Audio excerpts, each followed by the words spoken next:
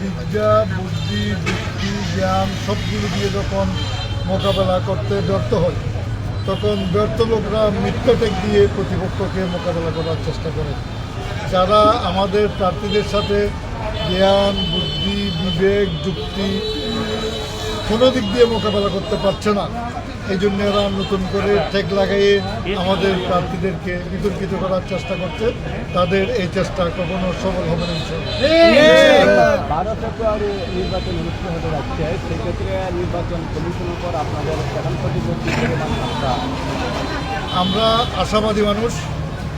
এ পর্যন্ত নির্বাচন কমিশন যা করেছে 100% করতে পারে নাই।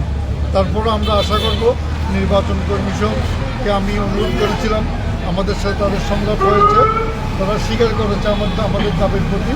তারা প্রমাণ করবে তারা একটা নিরপেক্ষ নির্বাচন জাতিকে উপহার দিতে পারে। স্যার একটা প্রশ্ন স্যার, এটা হচ্ছে এই 3 আসন থেকে